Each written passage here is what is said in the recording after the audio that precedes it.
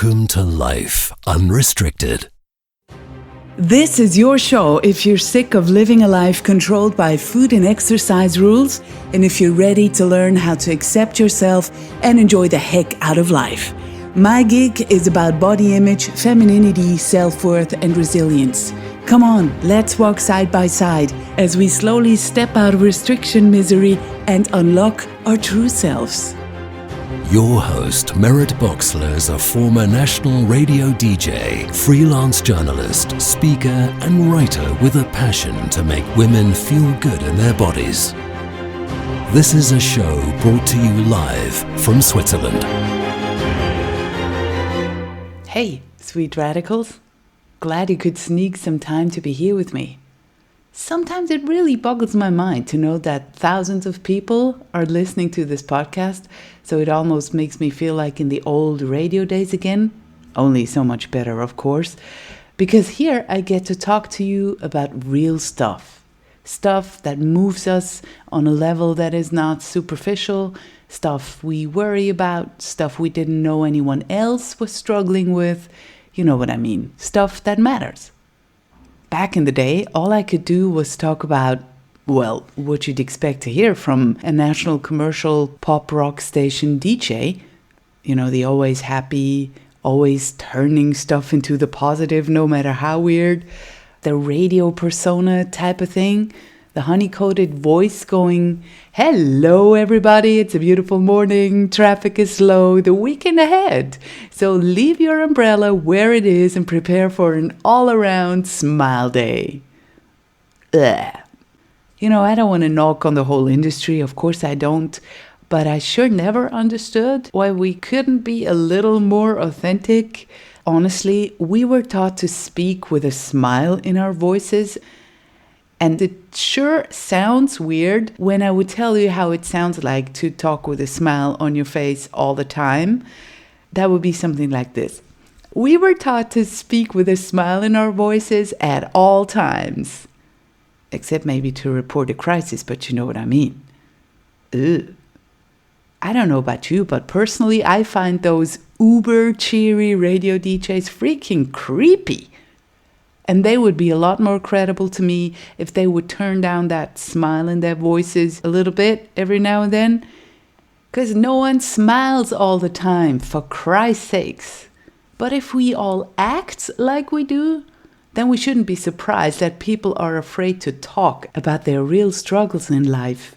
Because from what they hear all around them, they must think that they are the only ones who have an issue of some sort.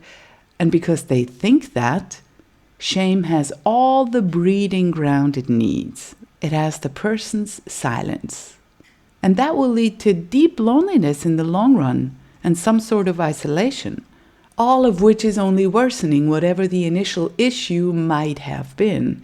And if we want to change the world for the better, I think we should start talking to each other and listening to each other. I cannot tell you how many years I thought I would never ever talk about my issues like that, like I do now. I mean, my friends knew me well enough, of course, and they knew that I went through some terribly grisly times in my childhood. But still, there were so many things I thought I could never talk about simply because I thought I was the only one.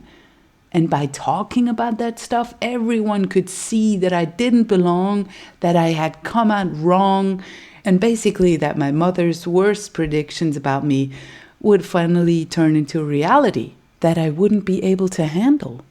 Namely, being abandoned by everyone. I truly believed that if people saw who I truly am, they would flee the fucking ship like rats. Now I'm in the process of finding out that Brené Brown was spot on about this terrible silence. There's only one thing shame cannot survive. It's empathy.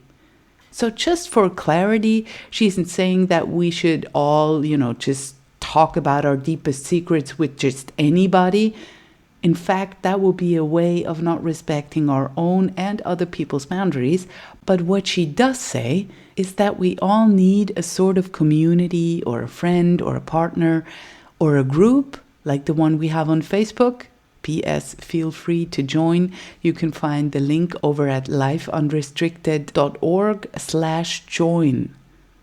I mean, we all need a space where we can be ourselves, where there's no mask needed, where we won't be judged. And you know, radicals, there's so much that I still don't feel comfortable talking about. Of course there is. Certain things about my past, certain quirks and habits, stuff that I still somehow think would make people go, oh, wait, no, she's actually too weird. I'm out of here. You know what I mean? Like, hey, no one needs to know that I pluck my armpit hair if I'm bored, right? And I'm not even kidding, I really do that. But I mean, there is stuff that I really have a hard time talking about. But who knows? As we know, we all can grow. Stuff can shift. Stuff has been shifting. So let's see what happens. But the whole point of this little speech is this. Look, had I not discovered Summer Inninen's and Christy Harrison's podcasts in 2014, I would probably still think that I had a broken body and needed to apply ever more extreme measures to look more or less like, quote, normal people. I would probably still think that there are hundreds of foods that would never be for me ever again. I would probably still think that my looks were the thing that I should be most concerned about in life. I would probably still think that no one can eat the amounts I do. I would also probably still think that no one except me manages to binge on yogurt and vegetables and anything low calorie. I would probably still think that I'm the only one who feels a deep unease when I'm not stuffed. And I would probably still think that no one else is compulsive with exercise. And I would most certainly still think that if I ever loosened those reins of all of those complicated rules, everyone would turn and run away from me. So the most astonishing thing really is that it is incredibly important to talk about stuff like that. You cannot imagine my surprise and my colossal relief when I heard people talk about struggles that I could relate to. It was like coming out of the most intense darkness for the very first time in your life and seeing that there is light out there, that there are people like you out there. That experience was a game changer, and it opened up so much for me. This intense relief and gratitude gave me the courage to say, fuck it. I don't care what my ex-media colleagues are going to think about me.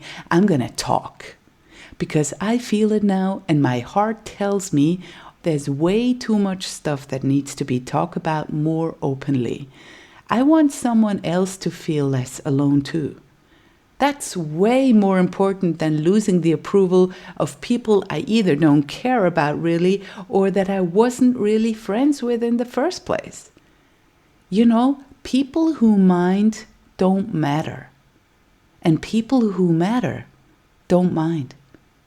So here we are. And there's one thing you must never forget, Radical. There are thousands listening along with you right now. You are not alone. Whatever your struggle is, it's a human struggle. There's nothing wrong with you. And maybe one day you will be the one who finds the courage to talk about or write about your struggle as well. And you will find that your mess really will be someone else's miracle. Just like my mess might be someone's miracle. Because when we can relate to another person's struggle, we feel carried and we have the chance to heal. Shame has no chance in that. That's the miracle. And just quickly before we jump into today's conversation, I want to let you know that I greatly appreciate your support of this show. If you write a great review on iTunes so that other people find this show more easily, or if you decide to show me some much appreciated financial support, I thank you. You can help out via patreon.com/lifeunrestricted. On this platform, you can support me with repeat donations, and of course, you can cancel anytime. Go have a look at patreon.com/lifeunrestricted. This week on the Life Unrestricted podcast, it's my pleasure to introduce you to a fellow size acceptance fighter. Her name is Diane Summers. She's from Everett, Washington.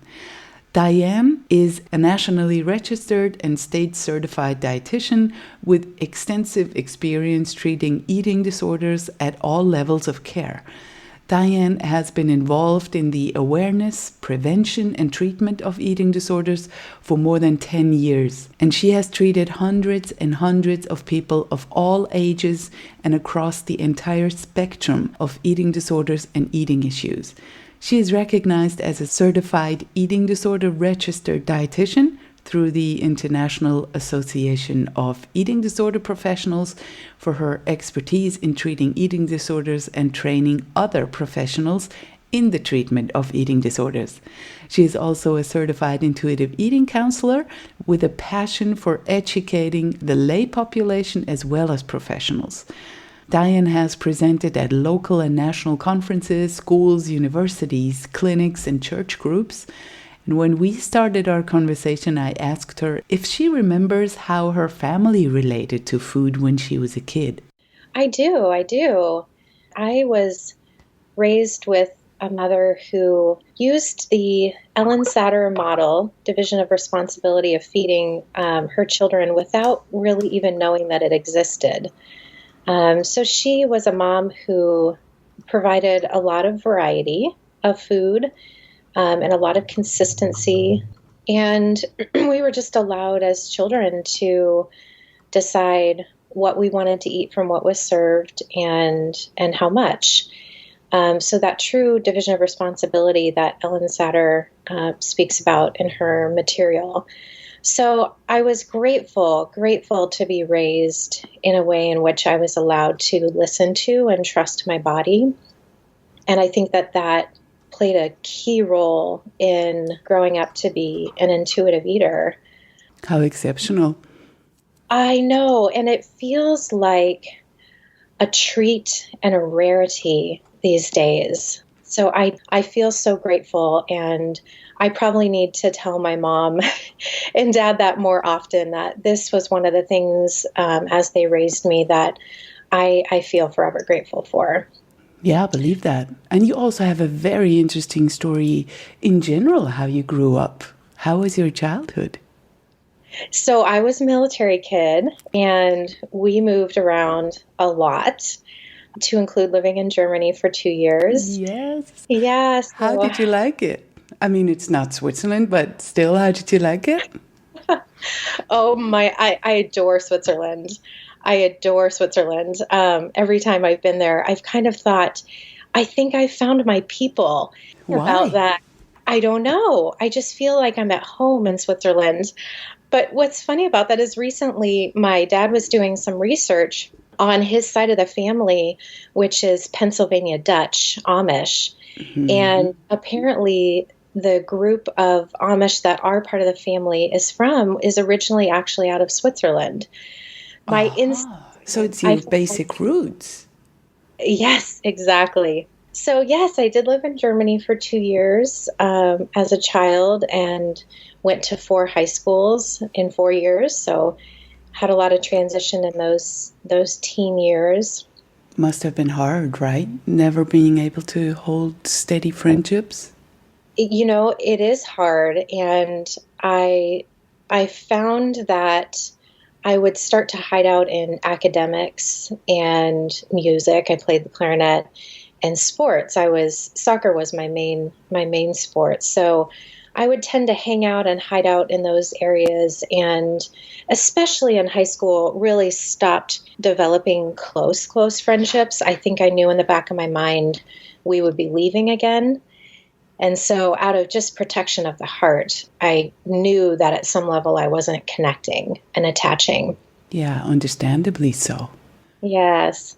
So I really had to learn actually how to connect and attach to my peers and develop friendships more in college and post-college years, when I had more stability in my life and less transition. I understand. How was your relationship to your body as you grew up without, steady roots someplace? I like I said, I was a soccer player, and I would say that I was kind of a fierce soccer player. So, not necessarily one that was totally embodied and present, but I could kind of easily check out and just go for it in a fierce way. And I think at some level that was probably a reflection of what I had to do in life to navigate the transition as well, was to somewhat check out from the experience and go for it. So I do see that how I related to sports in particular was somewhat of a reflection of how I was relating to life. There was certainly parallels there. So interesting how everything kind of parallels. I so relate because I had the same thing going on. I felt kind of too vulnerable, and I felt safer in the more quote unquote masculine way of living. So I just ended up powering through and never showing weakness, but not really being present. We have some similarities there. Yeah. And it shows how sensitive our nature really is, and that probably what we really were longing for was a sense of belonging, so that we could have let go of that protective armor around our hearts, probably. Yeah, absolutely. And a sense of it is good and worthwhile to sit in the emotion of life. And I don't think I really understood that or got that for myself until my 20s, for sure. So that the way I related to sports was certainly a form of emotion coping as well. Yeah, I totally get that. For me, it was, I kind of adopted food as my best friend because that one was never going to leave me. So I developed an unhealthy relationship to food, probably also based on the diet and restriction kind of household I grew up in. But I suppose that didn't happen to you. I didn't actually develop an unhealthy relationship with food. It's not to say I wasn't impacted by things I heard in culture or things I heard my peers say, but I think that having had a foundation of a home where food was never labeled good or bad, where we truly were allowed to be in our bodies and listen to our bodies when it came to what we wanted and how much, I think that acted as a protective factor. Because it's not to say that my personality and my makeup is not one in which I could have easily gone down that track, for sure. But the foundation that I had, I think, ended up being that protective barrier. Yeah, I heard people talk about having bad body image, but at the same time being able or strong enough to hold on to a quote unquote healthy or normal way of eating without going crazy, which sounds like a real sign of strength, because the worse your body image is, the more likely it is that we develop unhealthy relationships with food. Sure, absolutely. It's so hard for those two to not get connected and looped together. So you never found much fault in your body, and you were pretty much content with things as they were? No, I wouldn't say I never found any fault with my body by any means. I would say that the struggles I had with my body were not necessarily the typical cultural struggles. So I remember being self-conscious about being small-chested, and that didn't seem to fit the cultural norm. Me too. Oh God, yeah, that's hard. Yeah, sure. And genetics has such a big part in that, but it doesn't matter when you're comparing your body to those around you. So that was an area of my body that I remember being conscious of and aware of, but not an area of my body that food got looped into. It was just more of a self-consciousness. And I've also had friends who say, oh goodness, the grass is always greener on the other side. And believe me, I would love to have your size chest. Yeah. So isn't that the reality with body image, is that, it's somewhat like chasing the wind. And it almost gets everyone. Like, it doesn't really matter what we look like. Even the person that I would consider, quote unquote, perfectly looking, feels self-conscious about something. But as we are prone to comparing our insides to other people's outsides, we're doomed. Comparison never works. So it's probably impossible to stay totally unscathed by this diet culture BS that we're exposed to all the time. Yes, I have yet to find anybody, that's for sure. I remember I was maybe in 6th grade, like at the time where puberty starts and some girls were developing breasts. And I felt so self-conscious in the dressing room, like when we had to change clothes to play sports. And I was staring at them with a crazy envy in my heart. Like, I wish I was like her. And when I met her 20 years later, she revealed how insecure she felt about her freckles, her red hair, and her fingers, interestingly enough. And that's not what I saw. So it never works to compare. But what I want to know is, how did you get interested in nutrition then? Because it's often people that struggle themselves that tend to work in the field. Yes, you're so right on with that. And I do feel like a bit of an anomaly in that sense. But my story is, I loved math and science, and I loved working with people. And so I initially thought, and I was drawn to the medical field as well. So I initially thought I would become a nurse. And in my pre-nursing classes, I took a nutrition class, and I enjoyed it. And I think I enjoyed it at the time truly because it was very black and white. You know, vitamin A did this, vitamin D did this, vitamin E, and I could just wrap my mind around it. It was kind of dependable. It was left-brained. It was objective. And that was my mindset at the time. I think developmentally, I was still a very concrete thinker. So that was the initial draw. And I switched majors at that time. But I was also starting to spend time with women on my floor in the residence halls, just as kind of default, because my roommate was a leader on the floor. And if she was gone and people came by the room, they would end up talking to me. And I thought, wow, I really enjoy talking with women about the things that they're working on and experiencing in life. And so the last 2 years of college, I became an RA, a resident advisor in the residence halls, and had more and more exposure to eating disorders. And I feel like in a way that exposure pulled me out of my naivete and my lack of awareness. I think I knew they existed. I had heard here and there of people who had struggled, but to have my own residents or residents from other floors be bold enough to share their story was just a gift and opened my eyes. And here I'm studying nutrition at the same time. So this, I feel like, got the ball rolling.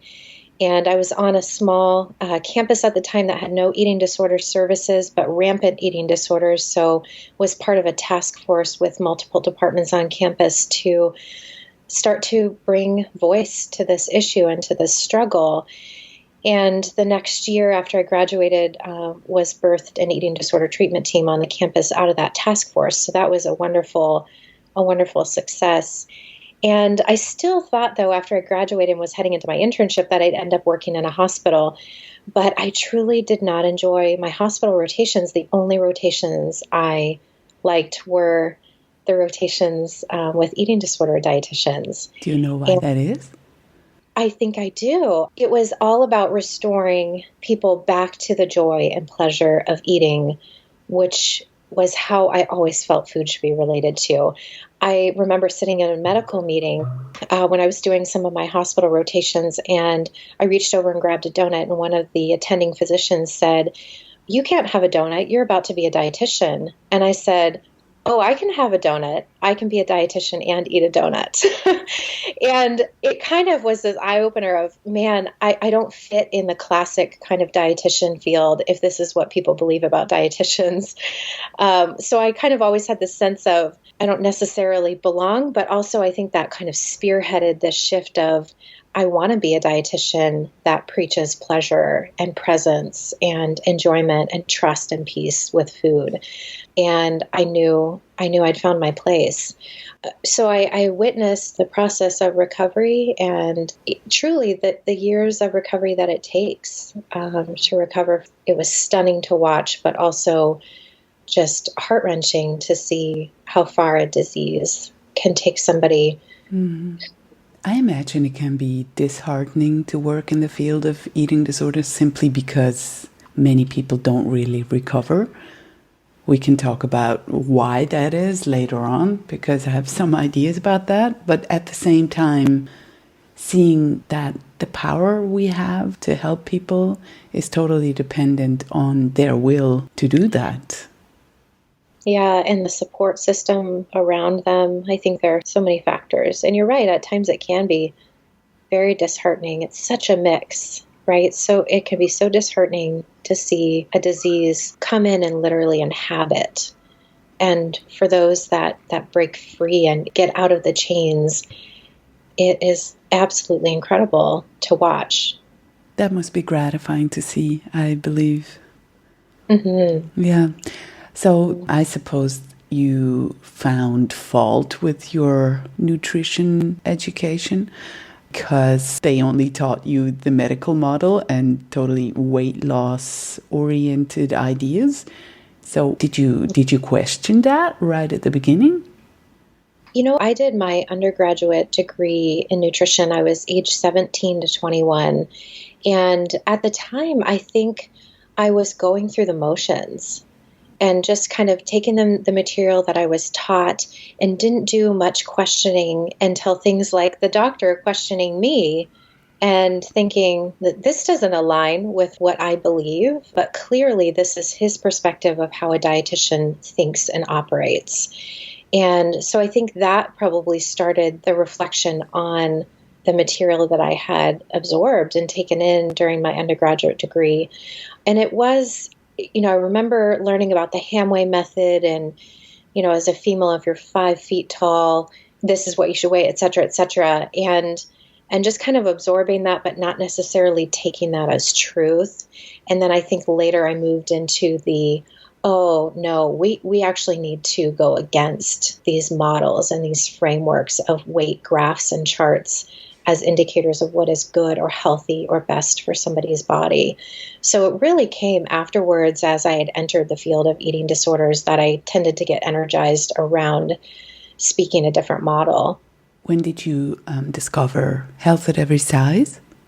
Well, I had somebody recommend that I should read Intuitive Eating before I even took my first job as a dietitian. And I thought, this is what we should be doing anyways.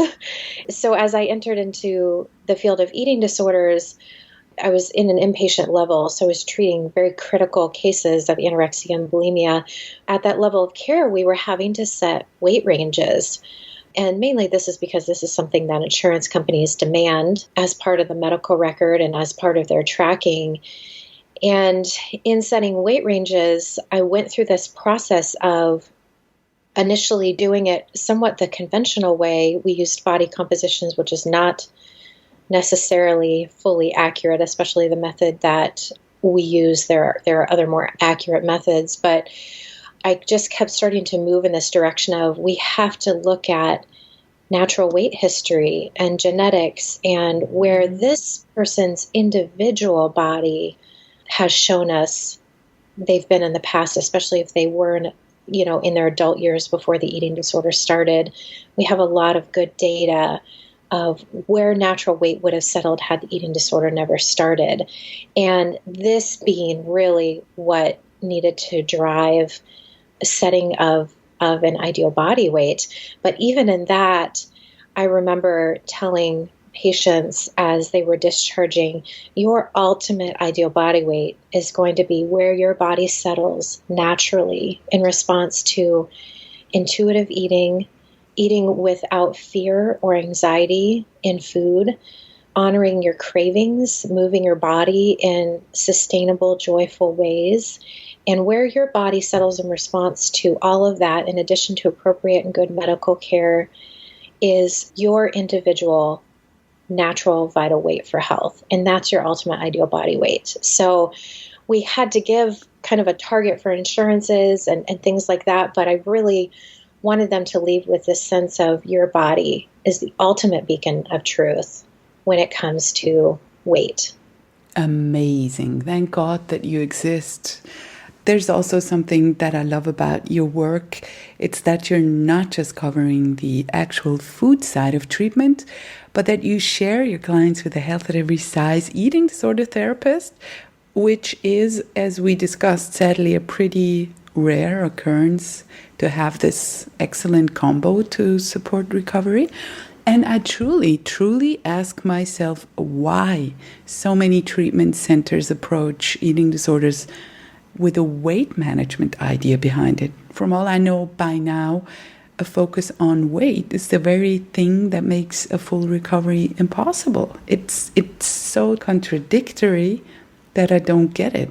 And so I'm not surprised that the failure rates for eating disorder treatment is so high.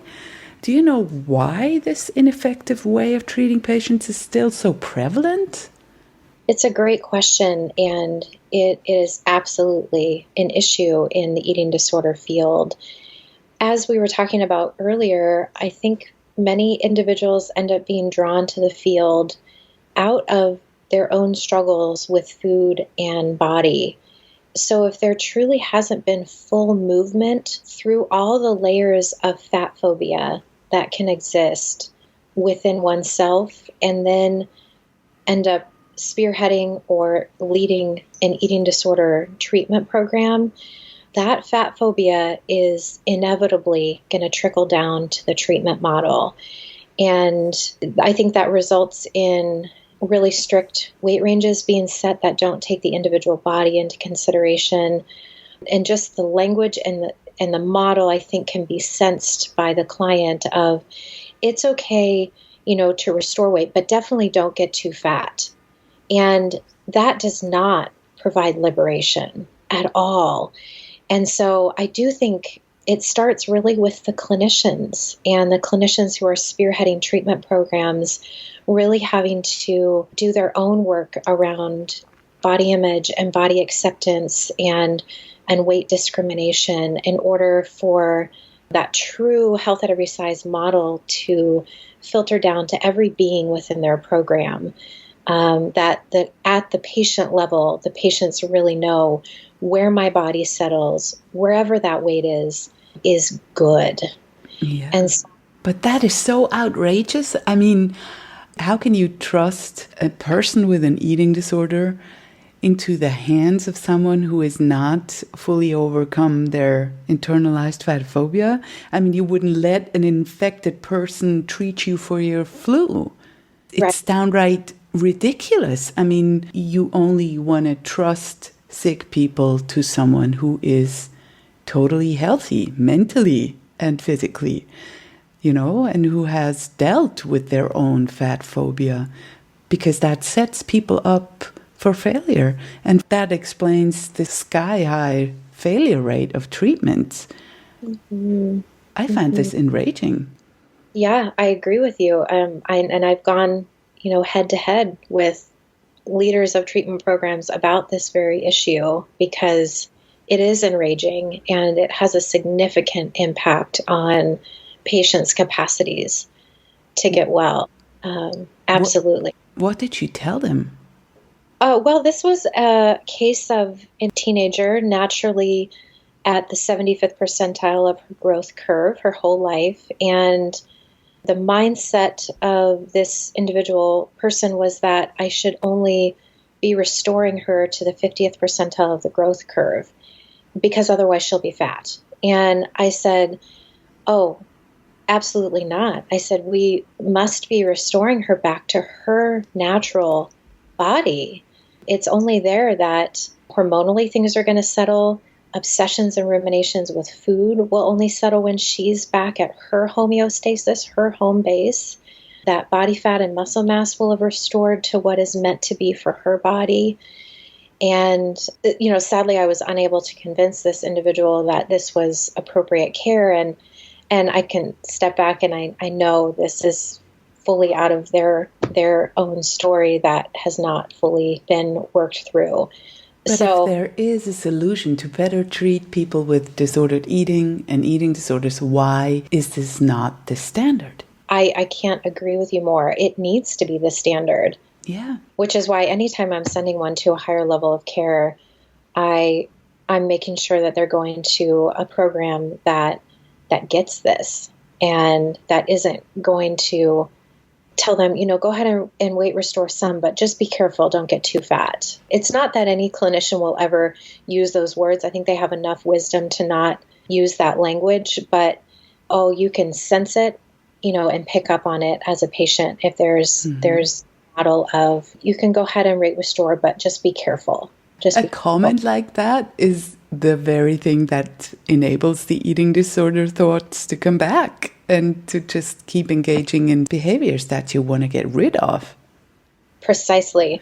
Oh, It is not freedom. It's just, it's just a different level of the eating disorder, but it is still eating disordered. And this is something that I think we have a lot of work to do within our treatment centers, is to really tackle both covert and overt ways in which the model of treatment still has levels of an eating disorder or disordered eating. Mm-hmm. If those stones are not unturned, the model really, truly won't promote full freedom. And there are programs out there that have done that hard work. And I'm grateful for that. And I think hopefully this can become a movement throughout eating disorder programs, that there's a full embracing of a health at every size model. Yeah, I so hope that too. And just before, you mentioned the layers of fat phobia that need to be worked on. And I wonder if you could describe the different layers, the ones that are maybe not as easily recognizable inside ourselves. Yeah. I mean, I see fat phobia and weightism as oftentimes subconscious or unconscious to the individual. And this is true of a lot of isms, where there's almost no way that we can't absorb weightism or racism just being in the culture that we're in. And so actually finding out and becoming aware of the levels of weight discrimination that exist within us, I think is so important.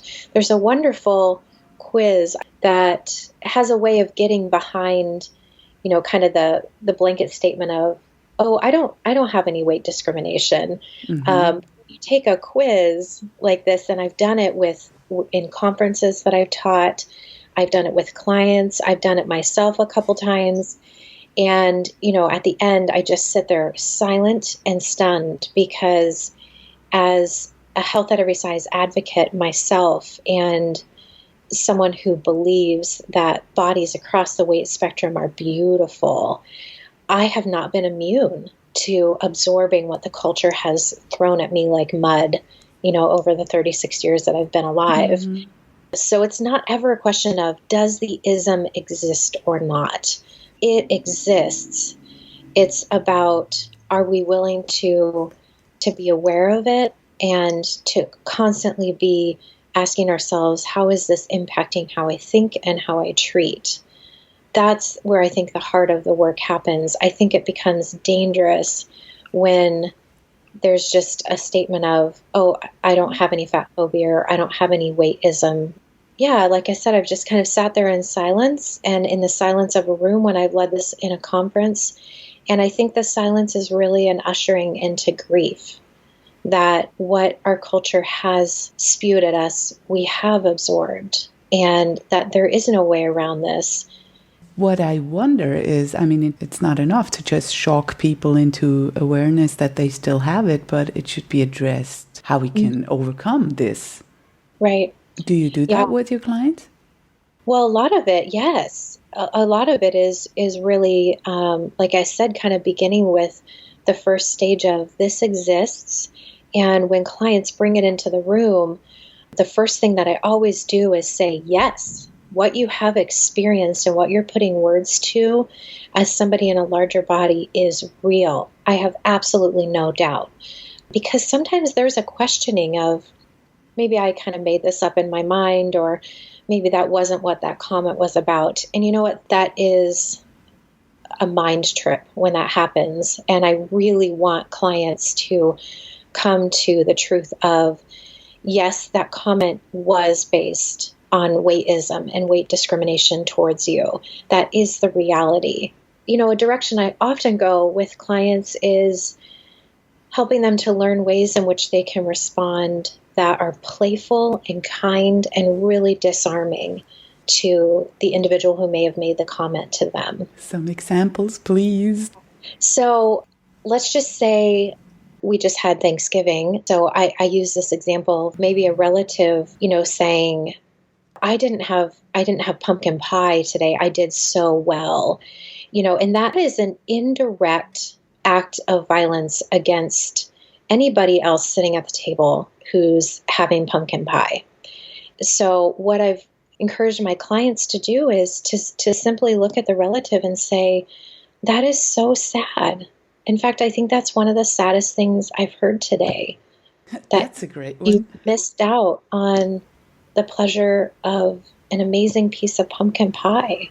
And it's honest, because it is really sad. It's really sad when someone is so at war with food that pumpkin pie on Thanksgiving is off the list. But it's kind, it's disarming, and it really causes the gears to catch in that individual who made the comment of, wait, somebody is actually feeling sad for me that I missed out on pumpkin pie, when they're really expecting, you to just join in and say, oh, good job, that was great. And kind of celebrate the restrictive mentality. So when you're saying you're sad, it really causes the gears to catch, and I think can actually move the person into a sense of, you know what, that is sad. I didn't have pumpkin pie on Thanksgiving. So, and it also serves to kind of reground anyone who's been really impacted by that comment at the table. And how about people, strangers, maybe commenting on your weight or telling you not to eat this certain food or watching your weight? Or maybe at the gym? Those are the places where I hear the most stuff that I now know led me down a very dark rabbit hole with exercise / over-exercise. So how to deal with that? It takes a lot of presence of mind to have those comebacks ready. A lot of presence of mind, and sometimes it is really hard in the moment to actually have a response, because it's easy to just be taken back and kind of silenced in the midst of those comments. So sometimes I think the responses will come later, and then they're available for the next opportunity. But what you're naming is the reality that people do feel the freedom in our world to comment on other people's bodies, and these individuals are pure strangers.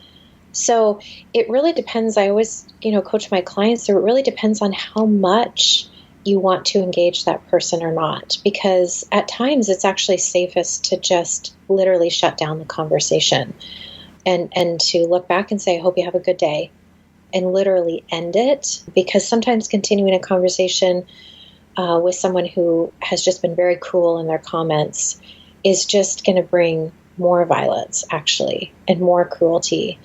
So not to say, though, that there aren't times and clients that I've had that are in a place where they're actually raring to go, and they're going to engage the person, and it's delightful. So let me see if I can think of an example of this. So say somebody is at the gym and working out, and they're in a larger body. This is such a common comment to get, where they will get congratulated for working out and kind of told it's great that you're essentially the implication is it's great that you're addressing your weight by actually being there at the gym and working out. At least you're doing something. Yes, I can feel like the rage in my body even as I imagine these scenarios, because the assumptions being made are heinous. It's like that person could very well be, on the elliptical or on the treadmill because this is a form of pleasure or joy for them. But the assumption is, oh, they must be here fighting their body weight. So again, to kind of coach clients in how far do you want to engage this person, and how can we remain playful in a very disarming way to that person. So it could be something, as much as, oh, it's interesting that you think that I'm here due to my body size.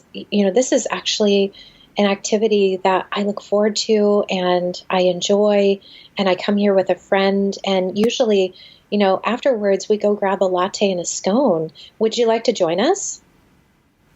And to just kind of say, like, no, I'm here, for pleasure. And it's fun to toss in some food freedom into that conversation too. Like, we're going to grab lattes and scones afterwards and have a good conversation. And it just disorients, but in the most kind and playful of ways. I'm pretty good with the comebacks, but I get shaken nonetheless. And then I get home and I'm angry and I feel shaken up by it anyway, even though I had a comeback ready and I delivered it. But it still affects me. You know what I mean? Absolutely. And you're not alone in that. I think there's no way to walk away from a comment that has harm intended behind it, whether conscious or not, to the commenter, and not be shaken, which just speaks to, almost like there's a need for aftercare, after you've kind of had that engagement. It's an act of violence, and in some ways you've just been assaulted verbally by somebody in regards to your body. So the physical response of shaking and, needing a period of time of just kind of coming back to yourself is so understandable. And our bodies really tell us the level of trauma for which we have experienced. And so when you're shaking and you're disconnected and you're having a hard time kind of regrounding, that speaks to the level of violence for which you just went through. And it's horrifying and not to be minimized. I think we should just abstain from any comments, even the compliment comments, because when I was at my worst with my exercise addiction, I got compliments all around for my incredible fitness and my discipline and blah, blah, which only reinforced the problem. And it took me a long time to actually speak up and tell them, I appreciate your compliment, but the stuff that I don't do it because I'm so disciplined or so, I don't know, incredibly fit because that's so important to me. I do this out of fear because I'm terrified of not doing it. You know what I mean?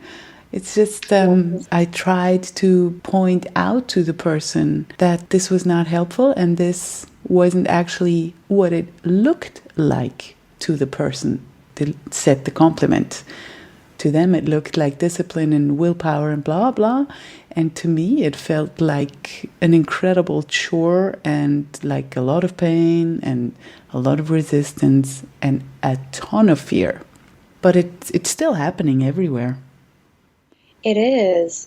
And it's remarkable that in the midst of that, you were able to move into a place of educating, the other person. That's fantastic, because I think that is part of what can hopefully help to shift assumptions that are made. And I can't agree more that any comment about the body is a lose-lose situation. Yeah. It just doesn't need to happen. It doesn't need to be part of conversation. And I think it can oftentimes lead to missing the actual person who you're engaging with. Mm-hmm. I also had the experience of being at a gym where at the same time, coincidentally, an anorexic person was on an elliptical and I was right next to her on the elliptical. And I heard people say, oh, she shouldn't be on the elliptical and blah, blah, blah. And while they were talking to each other, they said, yeah, we should do an hour, we need to burn these calories and blah, blah, blah. And I thought, why is it only when someone is looking sick that we are merciful enough or that we see that this person shouldn't be there? And I was next to this person and I thought, gee, I have an eating disorder as well. But since no one sees it, I'm just a regular gym person and no one thinks anything of it. So I see that the vast majority of eating disorders and possibly complex trauma are mostly overlooked, not recognized, therefore not treated. And I wonder how we could affect that. Yeah, and how many people, you're right, get missed because there's kind of one picture we have of what an eating disorder looks like, and the reality being that eating disorders happen fully across the weight and size spectrum. And in fact, somebody who may drop from 300, to 220 pounds as they start to refeed can indeed experience refeeding syndrome. Yeah, and they have anorexic behavior and they may have lost their period. They may have, totally unhappy, unhealthy body. But because they have lost too much weight for their set point weight. But that's what my doctor finally told me, you have a type of anorexia or exercise bulimia. And it's not necessarily visible, but it's about the behavior that is telling. So we should be asking better questions, like how do you eat? How do you relate to food? How do you engage in movement? What are your habits? That's the most telling thing if someone is at their happy weight or if someone is going down an unhealthy road. Indeed. Absolutely. We never know somebody's story with food and weight and movement merely by looking at them. In fact, I think that so many assumptions can be made that it can be, easy to assume that the story is known when we don't know until we ask. We make so many assumptions. Related to everything. I make assumptions all the time. I'm just more aware, thinking, maybe I don't know the truth about this situation and I just think so to give myself a sense of security, but doesn't mean it's true. And I want to ask you, how does a first treatment session with you look like? How do you approach a client? I usually start with asking them what prompted them to reach out to me. What made this time unique as the time for them to reach out versus maybe 6 months earlier, 6 months later. And that really opens the door to what was maybe the last kind of straw that broke the camel's back that was, I need and it's time to get help. So I'm kind of curious what prompted them to bring them in. Yeah, and then I start to kind of dig into what does food look like for you on a daily basis? How are you thinking about food? What are common thoughts that you have, about your body? And trying to get, a canvas essentially painted of what the food and body story looks like. And in the assessment, I do go all the way back to early childhood feeding dynamics. So I'm asking about were they breastfed or bottle fed? What was the mother's relationship with food like, so that I can even get a sense of could there have been any influence even in the bottle feeding or the breastfeeding dynamic? Because sometimes there are things that happen very early on in infancy. For instance, if somebody was underfed the first 2 months of their life, they might not have any, conscious memory of that time, but their body has memory of the starvation. And they could be 9 or 10 years old and food hoarding, binge eating, oftentimes eating far past fullness until the point of being so sick that they maybe even involuntarily throw up. And this could be an early childhood feeding trauma of, the first 2 months of life, maybe being in an orphanage or foster system and underfed. So I go all the way back to really early childhood and try to get this comprehensive picture of what the dynamic has looked like with food and body and who the major players have been, both positive and negative in terms of influences. I look for the positive influences in part because I want to know who were the protective people and are they still around? Oftentimes I'll hear grandmothers who baked with my clients and how they were maybe the one kind of beacon of joy around food that this client maybe has experienced. And, is that person still around and a part of their life or not? So I want to know kind of who the major players are too. And also I'll get a sense of of weight history, mainly to know, has this person engaged in behaviors to the point that we're no longer at a natural weight? And usually in this conversation too, I'll share with them the premises of the health at every size model, because I do want people, when they're starting care with me, to have full informed consent about the model that I treat from, and that I don't work from a dieting mentality. And I usually talk them through the whole science of dieting and why I don't work from that approach.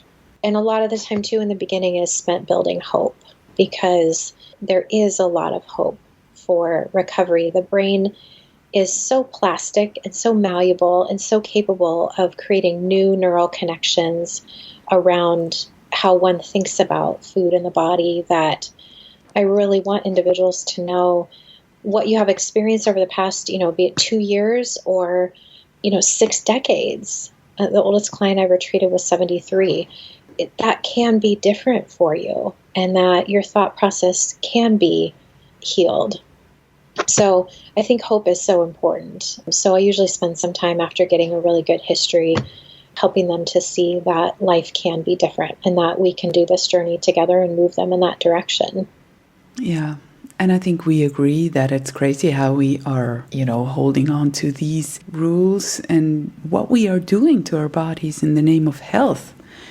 Say obsessively exercising, restricting foods, or going on strange cleanses and diet plans. And that's often what leads us to everything but health.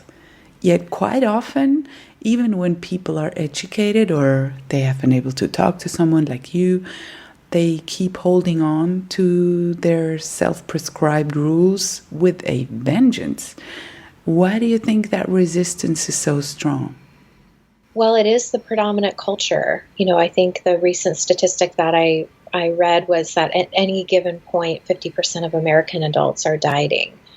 So, I picture just being on a subway or a train, and the fact that half that train of adults are in a current war against their bodies and against food. So it is literally all around us, which kind of circles back to what we were talking about earlier, where comments about people's bodies are just never helpful, and you never know about the ears that they're falling on, because you can't tell if somebody is at war with their bodies simply by looking at them. So I think a big part of it is that it is all around us. And I do think that the dieting mentality promises control, but it truly is an illusion. And that can be very difficult to move away from, and can feel like a loss of control even when there never has been control. So some of that is really using the individual's own story to help them see that what they believed the dieting process or the eating disorder mindset actually gave them actually never came. And that the dieting mindset or the eating disorder mindset, I really clump them together. I feel like there's no difference even between the two, that there's been a ton of betrayal within that dynamic. A friend who promises good things but really takes you out at the knees. And it can still be hard, though, and I really liken this to domestic violence situations where it's abusive, it's violent, it's incredibly hard to get out of, and yet the abuser is so good at tearing the victim down that it's really hard for the victim to believe they can actually survive and live outside of that context of abuse. Especially since those relationships start out all exciting and kind and loving, and it turns nasty only very slowly, so it's hardly recognizable.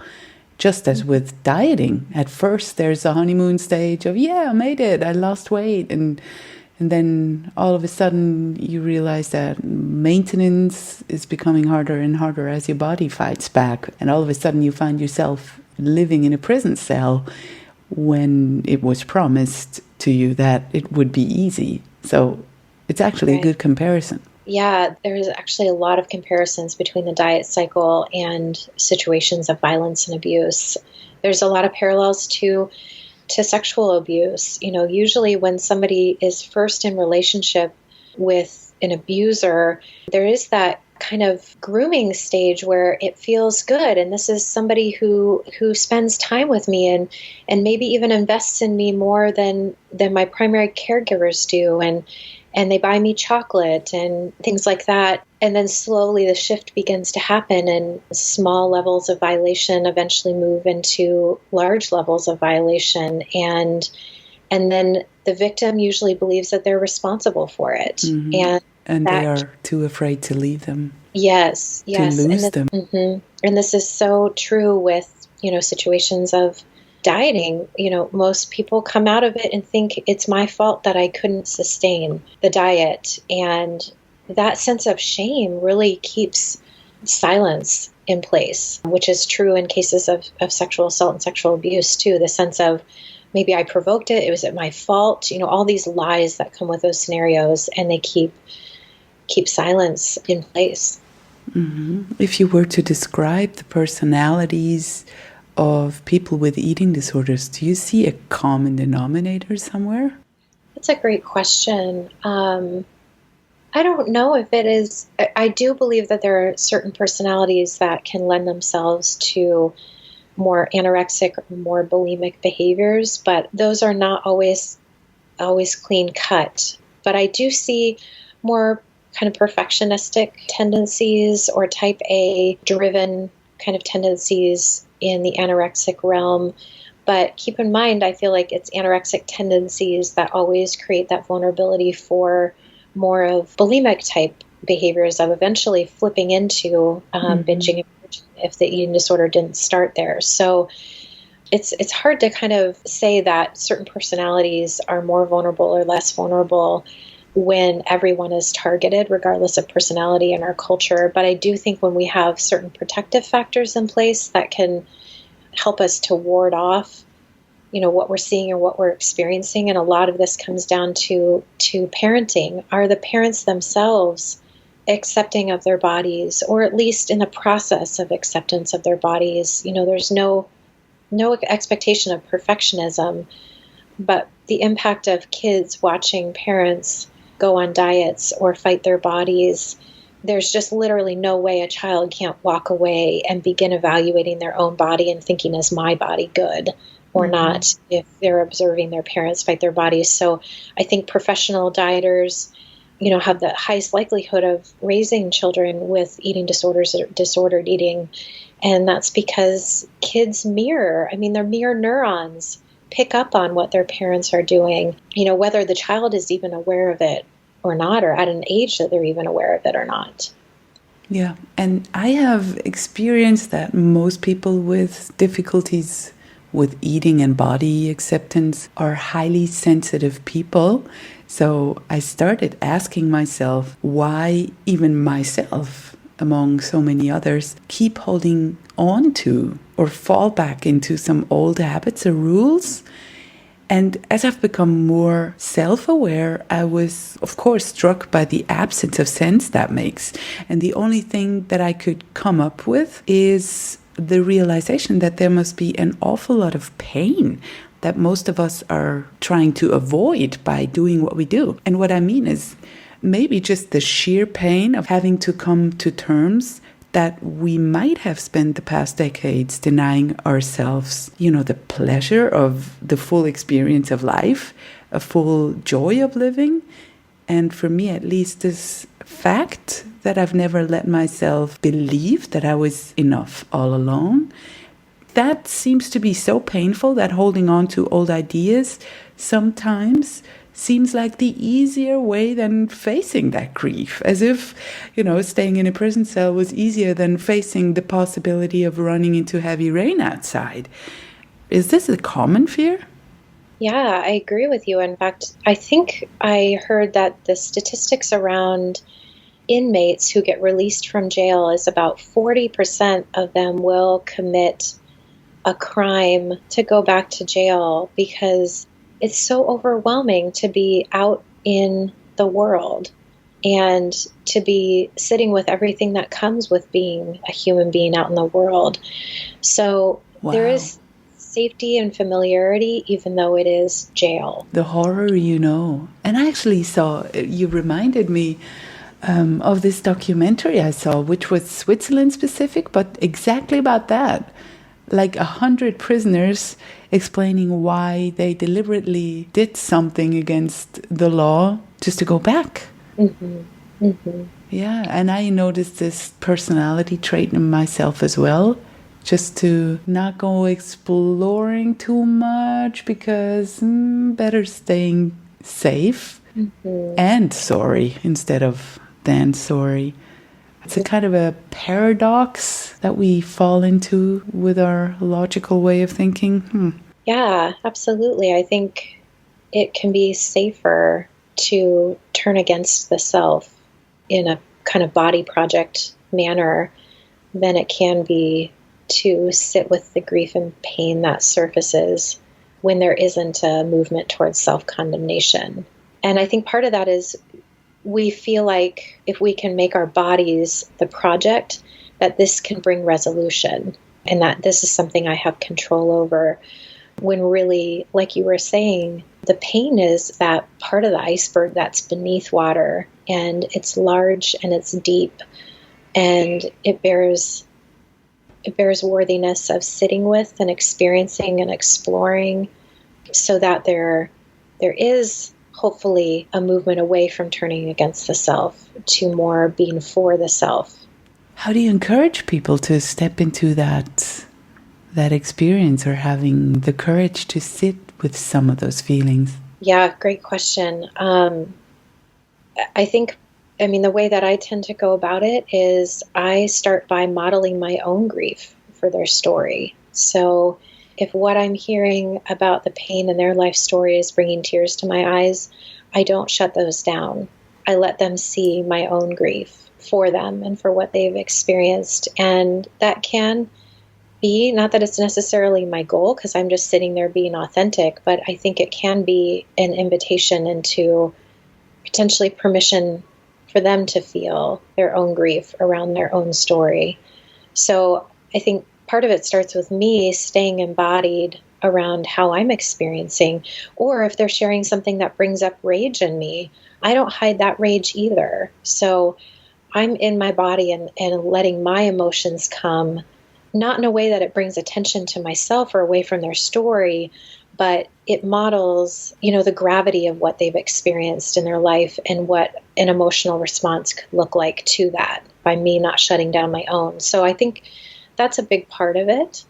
And I think this is an area that takes a lot of time and safety and rapport as well, both with myself as a dietitian and also with their therapist, for them to be able to see, can you handle the gravity of my story and still be okay?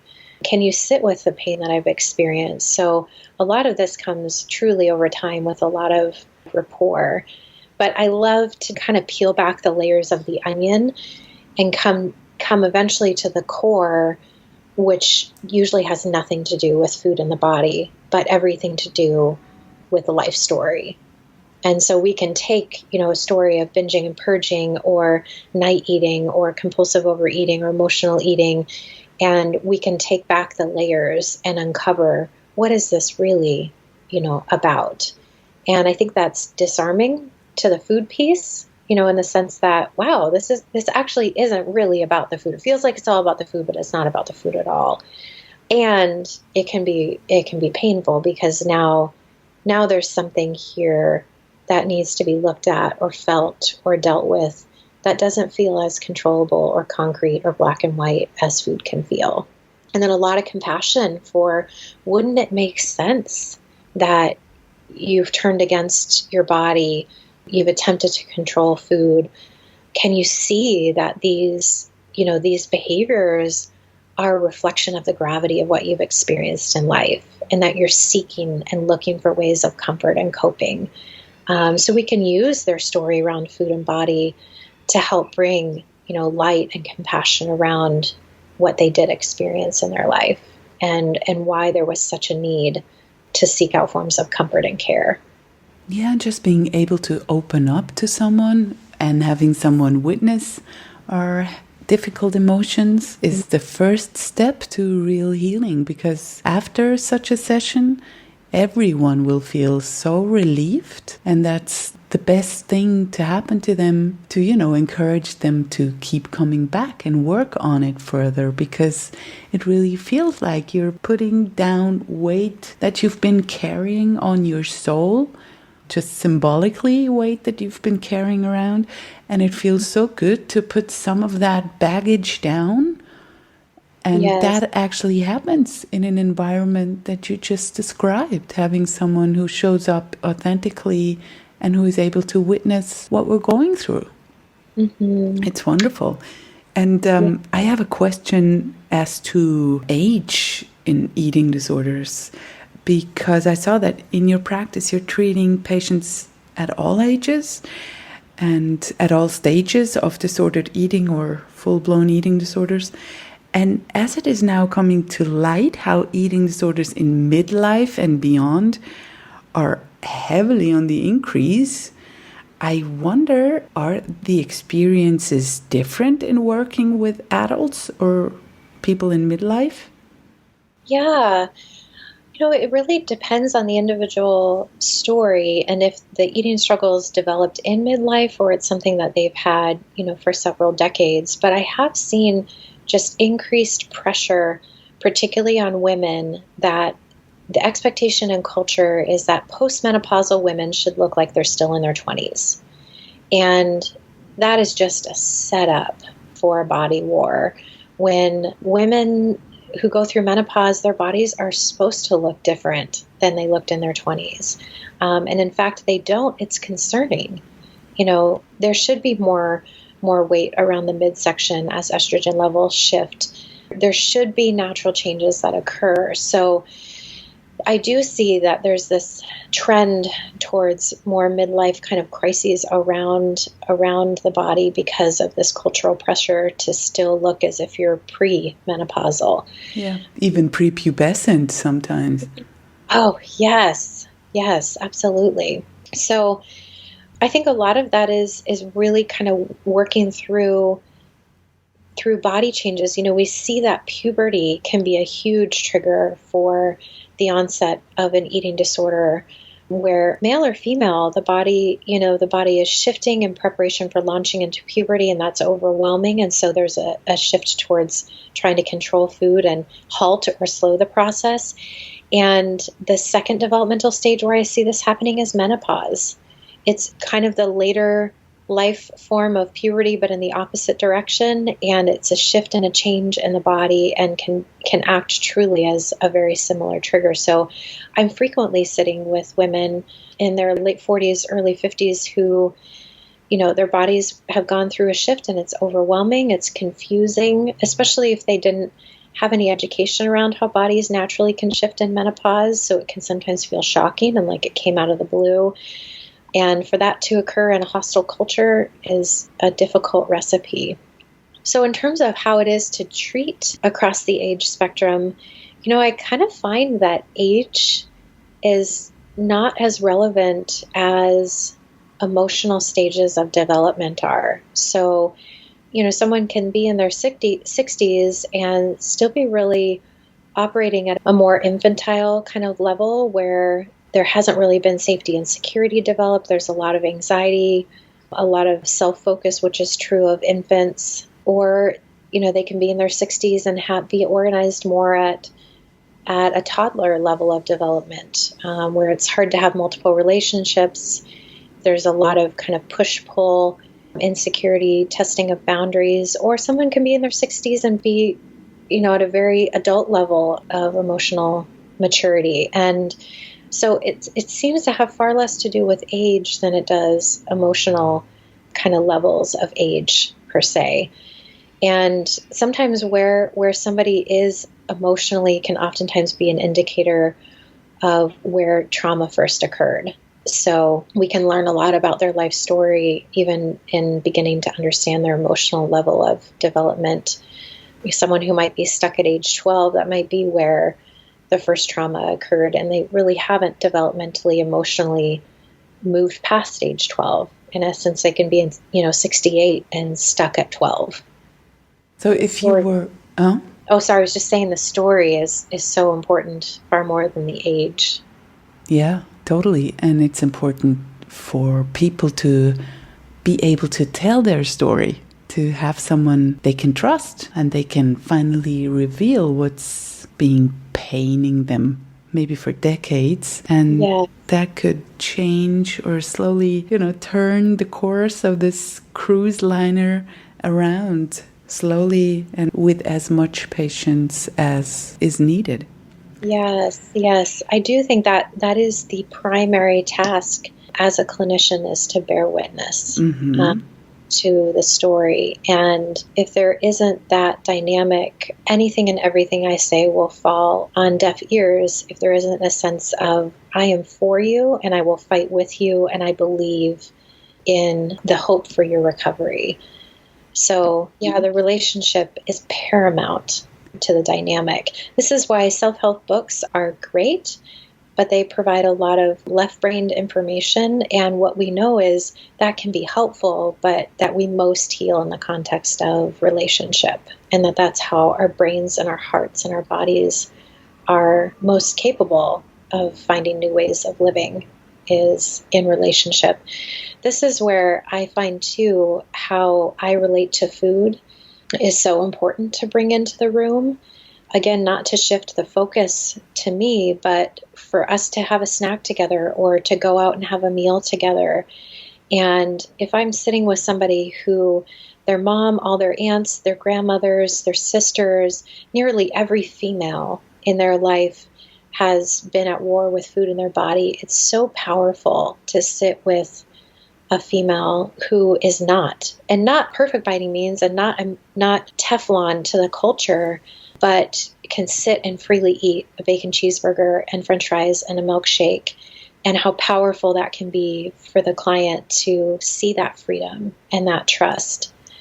So we did this a lot when I worked at the inpatient level of care, but I've intentionally continued it at the outpatient level of care, especially for those that don't have a female in their lives who eat freely. Sounds like you're the person one needs to have by their sides to recover.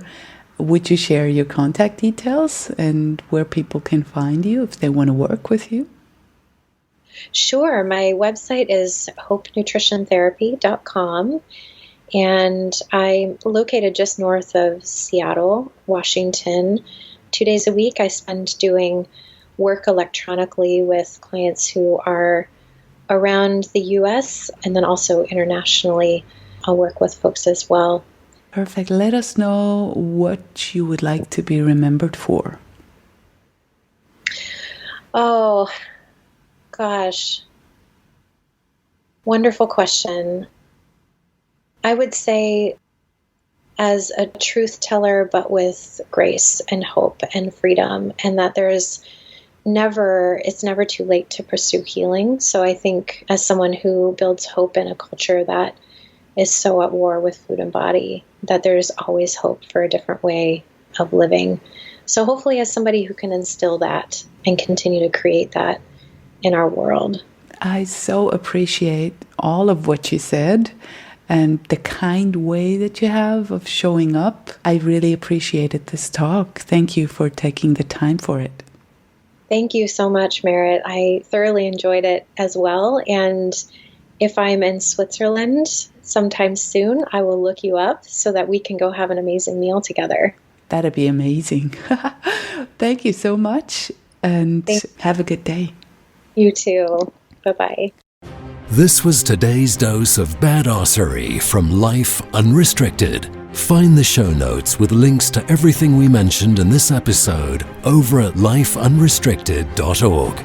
And if this show is making you feel good, awesome. Make sure to subscribe and please let others feel good too. By leaving a 5-star review on iTunes, you'll help make this show more visible and therefore more accessible for others. You're the best. Thanks.